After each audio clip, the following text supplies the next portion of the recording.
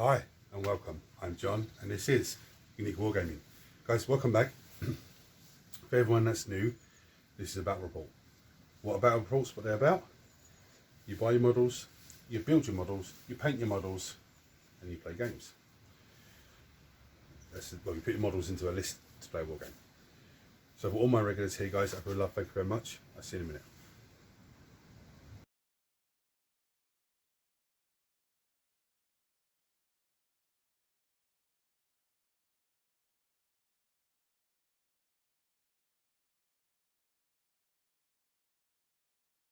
Right, so you would have seen from the thumbnail, it's Drukhari versus Chaos Space Marines. Now Mark is getting ready for the GT, the Grand Hordeman, beginning of next month I think he is.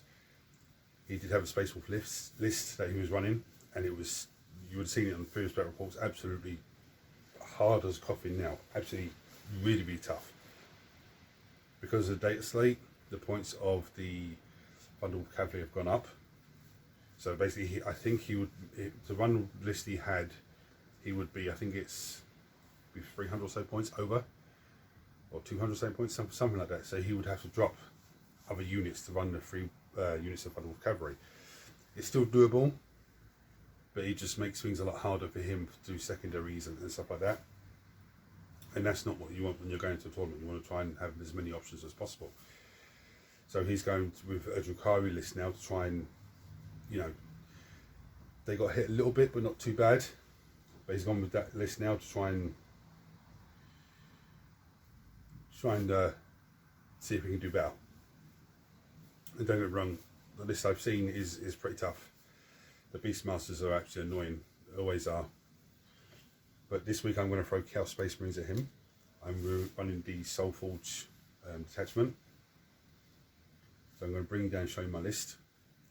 And then I'm going to head over to Mark's and we'll go through his list and all that sort of stuff. Right, so my Warlord is the Warpsmith. He has the enhancement that when 3-inch aura, when a demon engine within 3 inches of him does its contract, Dark Pact and contract, if it fails its Dark Pact and suffers 1 or more mortal wounds because of failing Dark Pact, they take an additional wound, but he gives them rerolls to hit. Okay, so when I come and show you the rest of it, you'll understand why that is.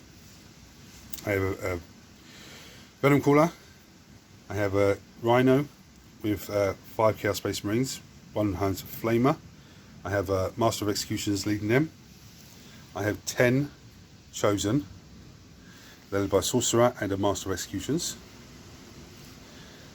I have 2 units of 10 Chaos Cultists. I have 2 Hell Brutes, a Predator Annihilator, a Land Raider, and 2 Forge Fiends. Now, this unit of Chosen with the 2 lads are going to go into the Land Raider. These guys are going in the Rhino. The 2 Forge Fiends and the 2 Hell Brutes with the Warpsmith, they're going to form like a little bubble. Let me just put them out. Something like that. Okay. So when these are not demon engines, but I do have a stratagem for 1 CP that I can play on one of those to make them a demon engine for the rest of the game. So they'll get a contract as well. And I can do it on the other 3 vehicles, you know, one every turn. Now, if he does his Dark Pact, okay, or if any of them do a Dark Pact, the Hellbrute's ability, instead of you picking sustained hits or lethal hits, if you're within 6 inches of a Hellbrute, you get both. Okay, so that's actually really nice. With his enhancement, if say these guys did a Dark Pact and activate their contract, because they've activated their contract, whether they failed Dark Pact or not, take the wounds they take, he gives them, because of his enhancement, rerolls to hit. If there were 6 inches of them, they're going to be getting lethal and sustained on rolls of a 6. But then that's the first roll, but then he gives them reroll. So the first roll fishing for 6s, second roll I'm, you know, going for to hit as normal. He can also heal D3 wounds on a friendly Chaos vehicle every turn, and that vehicle then gets +1 to hit as well. and the contract will give them +1 to wound. So I did run this before with Vashtor. This gives them +1 strength. I just thought that was overkill. There was no need for that because they were probably wounded on 2s or 3s anyway normally, and then they're +1 to wound because the contract means 2s. If they're wounded on 4s, +1 on the contract makes it 3s. So the plan is to bring this blob sort of up the centre. The Land Raider with the guys to go up one of the flanks, a Predator Annihilator and a Venom Crawler to probably go up another flank. I'm not too sure about the Rhino with the guys, but I want to try and get them up to an objective as close as possible. Then I want to move these guys to the central objective and just sit there and hold it. And the cultists, well, one will be set up on my home field objective because they have sticky objectives, and the next unit is set up somewhere but to move to either to screen incoming charges or to move up onto an objective and just sticky that objective. Anyway, there's my list. I'm going to, he has an enhancement that when an enemy unit is killed within 12 inches, I roll a d6. On a 5+, I get 1 CP. So that's pretty tasty. Anyway, I'm going to head over to Mark's and then we'll run through his army. So here's the table, ready for, this is one of the layouts for the tournament, isn't it? Yeah. So we're going to run through Mark's army. So I have 5 Venoms. In one Venom, there are 2 Cavalite squads that I'm using the Venom ability to split. So in 2 of the Venoms, here and here, it's all the special weapons from the Cavalite squads. Then I have level Tesbrax, and I use the Venom ability to split a squad of 10 witches for her. So she's in a Venom with 5 witches. Then I have 2 Archons with Incubi. One is my Warlord, who has this new Vect ability, which means he has a 12-inch bubble of +1 cost for your stratagems. Yeah. He also has the Nightmare Shroud, which means his squad can't be overwatched in a turn they got out of transport. Yep.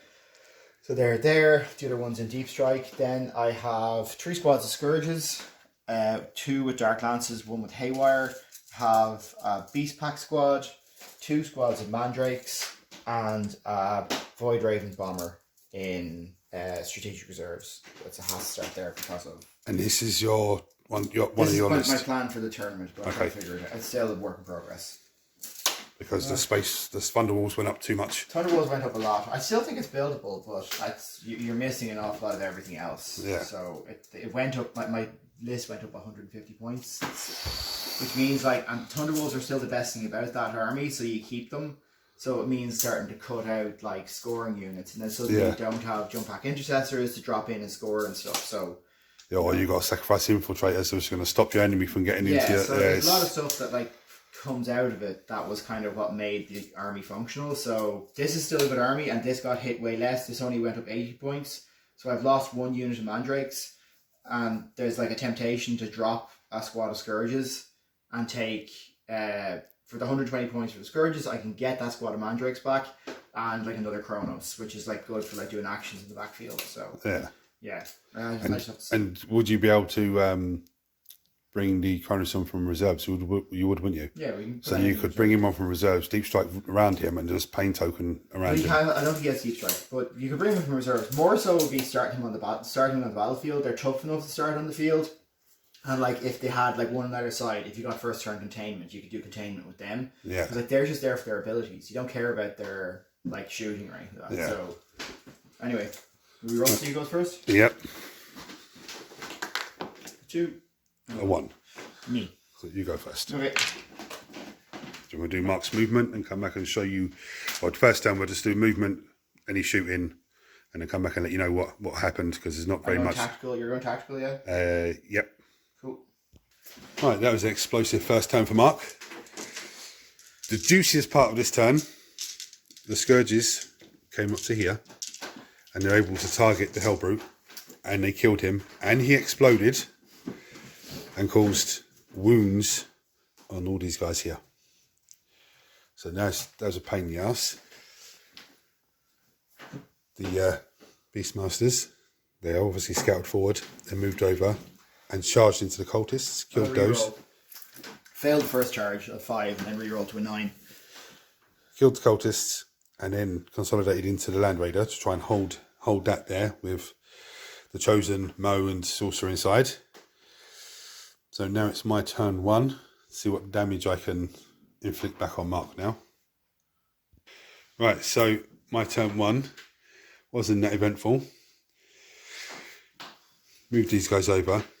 The Hellbrute is sabotaging the terrain feature to score me some points.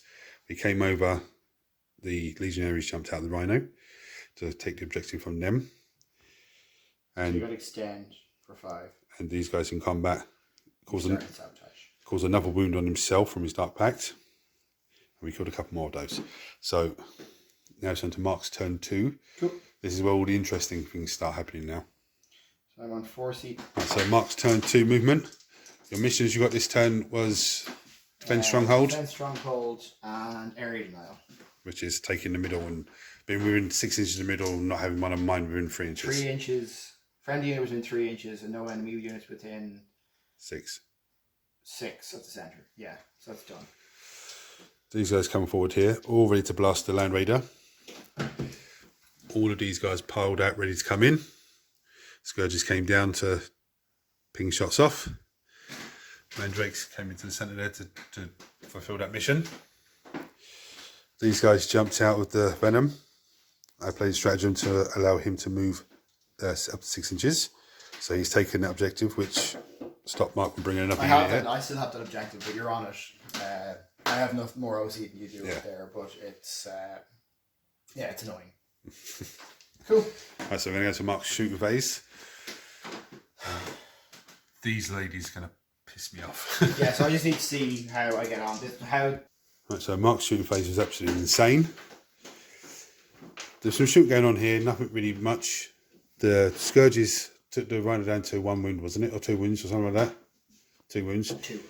And then the Calibat Warriors. How many wounds was that? 8, wasn't it? Something like that, yeah. I got 1 Dark Lance through and I rolled a 6 for damage, so it was 8 damage. Yeah. Yeah. Then the Calibat Warriors threw a grenade. Yeah. Blew the Rhino up. The Rhino just started doing damage to everything around. The Raven Bomber came in and blew up the Venom Crawler. And then these guys charged into the Land Raider. And the Caliber Warriors failed their charge, didn't they? Yeah. Yeah, so... There's only 1 wound left there. Not 2. Yeah. Now we're going to go into... Oh, the Witches made the charge into the last of the Legionaries. Yeah. I'll just do my movement there at the end. Yeah. My Scourge movements. So they're in... I'm not going to do that fight phase. I'm going to empower Lilith. Is she using her ability? 12 attacks. Yeah, no. I think she's okay without it. How many wounds in the squad? There's 2 each, and Mo I think has 3 or 4. I think he has 4. Yeah, no, I think... Right, so the rest of the combat. Mark calls 2 more wounds on the Land Raider, so it's taken 4 now. We killed 2 Calibat Warriors in return. So it's just each time an enemy unit is destroyed. It doesn't say if it's a result. I would have thought it would be, yeah. Cool. We're just talking about Mark getting the pain token for the Warpsmith dying from an explosion that was caused by Mark shooting. So, we weren't sure. We weren't sure, but I thought it would because you caused it, and it turns out every time it dies. So yeah, into my turn 2. Can we do battle shock there? Yep. And that's it. I think. Yeah, that's it. Yeah. Right, so end of my movement. Mark is going to. I've moved him up. He's going to overwatch with him because he's only got 1 wound left. 6s. Oh dear me. 2. I don't know. I still have to wound on 5s. 5s. 1. PP. 4. You're on cover, so you get a 6 up. Oh! Nice. Then the missiles. 1. No. Cool. Right. Oh, thank goodness me. Right, so my shooting phase was very eventful. Took down the big boy, thankfully. Took out the Venom. and the Land Raider destroyed most of those guys there. The Hellbrute charged in and Killed the venom. we need to do this combat anyway. And then we're going to Mark's turn 3, but it's pretty much wrapped up now. Yeah. This is what damage I can do. Yeah. So I get another 8. Right, so Mark's movement phase. Everything come forward, they'll come out. A lot of these came on from reserves because they have to come on this turn. Yeah. Scourges came down to try and ping the Forge Fiend. Scourges came over to shoot the Hellbrute. Hellbrute overwatched them and killed one. These guys came in. They jumped out ready to try and charge cultists. They got out the venom ready to do some, try and take the last wound off him. And Let us out as well. this is all set up ready for the Chosen to come up. Cool. With their boys. Going to Mark's shooting phase now. So I get So they made their charge with a big 12. 2 units in behind the main lines. Recover assets. I'll be getting 3. Yep. Wiped those out in combat. The Hellbrute was destroyed by the Dark Lances. He did not explode, unfortunately. Otherwise, he would have got Lady Hesprax and the girls in there. And the Haywire Scourges destroyed the Forge Fiend. So now it's my turn 3. Yeah. And it's time for a Hail Mary. How much damage can one Chosen squad and one fully packed Chosen squad and Land Raider do? Yeah, that's what we're going to find out. Right, so we all went for it. We came up, shot the hell out of everything. We didn't do very much.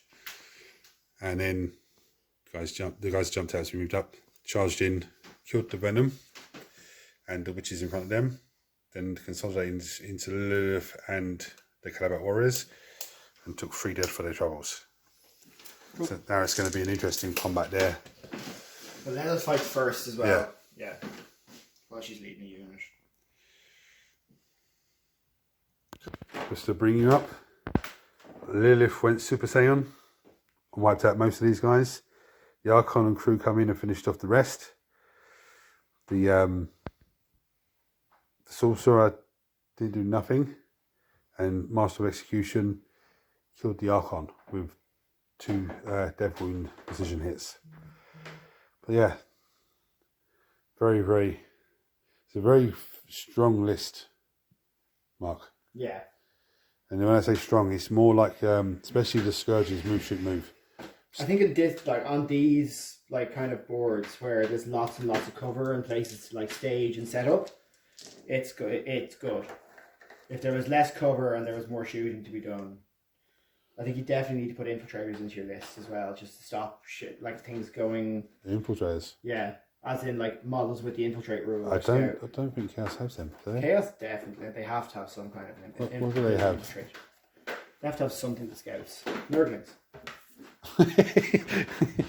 Nerdlings are... Oh, that's a tough list. It's a very strong list. Those Beastmasters are absolutely annoying. Scourges really piss me off. They really do. The Scourges are not that tough to kill. It's just getting them when they do their move, shoot, move. Absolutely annoys me because they'll move out, shoot something with Dark Lances and then move back out the way. Absolutely annoying. But I have, on the way coming back over from Mark's, I was actually thinking about something in my head, and I'm going to try and play it in the next game because he's going to be running Drukhari again because this is his list for the tournament. He might have a few tweaks on it, a few changes, but that's the list for it. So I'm going to probably run Space Marines next game because Mark lent me his codex so I can actually just look through and choose different detachments and stuff like that. And there are quite a few of you guys have said, oh, I want to see them on the table, I want to see Space Marines on the table. And even Mark said to me, I see there was comments for that, so, you know, borrow this and look for the detachments and just, you know, go through and see what we can do. It's going to be interesting. But yeah, I think the first turn with a Forge Fiend getting killed by the Scourges, I couldn't do nothing about that. That was bad placement by myself, but I wanted to be in a position where I could get like a first shot off. I think this army lacked he lacks something deep striking in behind him, in all honesty. Or maybe I should have put the Rhino in strategic reserves and brought it on behind his army. Rapidly ingressed it maybe with the Chaos Space Marines inside. Maybe the Venom Caller as well, done the same sort of thing. Or even the Land Raider with the guys inside, just, you know, pulled down from strategic reserves, because those Beastmasters just bogged down in combat. And Mark said to me I should have got them out and just tried to slaughter them, but I didn't want to get them out, start losing a few models, and then I'm charged for something else. Because if I would have got them out, there would have been more. He would have put more pressure on that unit in the corner just to try and hold them down. One thing I did forget with the Land Raider, when it was in combat, I should have dark packed and contracted it, because I made it a demon vehicle, but they get an extra attacks and stuff in combat. I should have done that. I totally forgot about doing that. Very pleased with the Annihilator, 1 wound, destroying the Raven bomber. Absolutely fantastic. Venom Caller, I did another really good move I was really pleased with. When he dropped a unit closer to me, I was enabled to move the Venom Caller up closer to them, which stopped him deep striking another unit. So I was very pleased with that manoeuvre. Same as the last game of the Demons, I was very pleased with the heroic intervention I did with the Bloodthirster to get him into combat against those guys. But see, me doing that, give myself that back, but for me doing that, then Mark sees that happening, so then when he's playing against, say he's playing against someone else with the same sort of detachment, he knows that stratagem exists, so he will be a bit more careful with the way he's doing things. If he would have deep strike them in first, then move them forward, I could have still played that stratagem, but he would have had the other unit deep strike in. So, you know, see that's one thing I really enjoy, even though he kicks my ass. I really enjoy, because I'm helping him by, you know, doing manoeuvres like that, and it makes him learn, makes him a better player.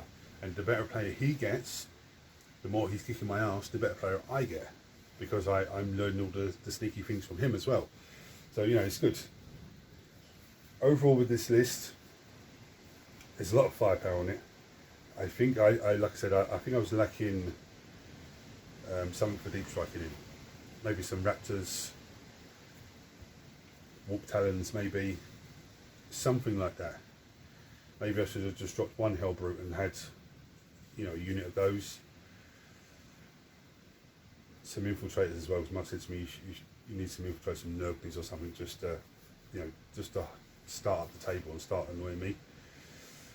So it's still a work in progress list. But anyway, if you're seeing this for the first time, guys, you're new to the channel, hit the subscribe button because it costs you nothing. Turn your notifications on so you don't miss anything. Everyone smash the thumbs up button so it triggers YouTube so this video have more people, which makes this amazing community of you guys grow even more. Any comments or anything, chuck them below as always, guys. Until next time, thanks for watching. Take it easy, guys.